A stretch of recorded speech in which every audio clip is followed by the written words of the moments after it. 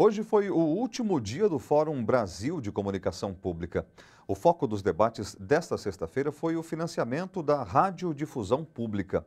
As constatações são alarmantes.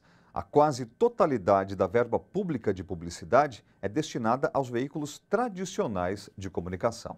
Os dados apresentados no encontro demonstram que apenas 5% do que é investido na publicidade oficial vai para os veículos de comunicação menos tradicionais. Só a Rede Globo ficou com mais de 50% dos 10 bilhões e 700 milhões desta verba entre 2002 e 2010. O problema é que esta distribuição segue uma norma técnica que calcula a audiência como fator de destinação da publicidade. Nós não queremos esse tipo de financiamento mais, porque esse tipo de financiamento para nós só beneficia as grandes emissoras. Então nós estamos querendo fazer com que o governo faça uma discussão conosco sobre a participação nossa no orçamento, o orçamento participativo do bolo publicitário brasileiro e dos recursos dos ministérios que vão para as grandes mídias. Talvez uma alternativa fosse, no caso da Secretaria da Comunicação da Presidência da República, estabelecer um corte. 30% das verbas publicitárias não entrariam nesse quadro do critério técnico, seria distribuído de uma outra forma, por exemplo, para fortalecer a mídia comunitária, alternativa, popular, livre, pública, etc. Porque se você não fizer isso, esse critério técnico nunca vai mudar, ele vai ser sempre o fortalecimento das mídias que já têm audiências.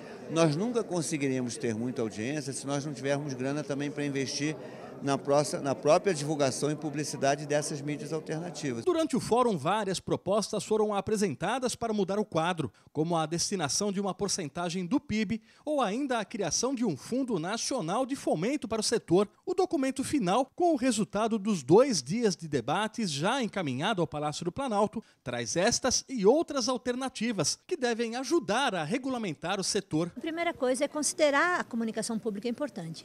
A segunda coisa é você ter mecanismo de participação social, mecanismo de transparência. E uma terceira questão é você entender que o Estado tem um papel importante e precisa desenvolver política de Estado nesse sentido, né?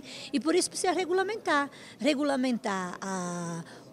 os aspectos no que diz respeito da participação, da distribuição da comunicação pública. Lembrar que quando a gente fala de comunicação pública, nós estamos falando da IBC, nós estamos falando das rádios comunitárias, das televisões comunitárias, nós estamos falando de um campo de comunicação.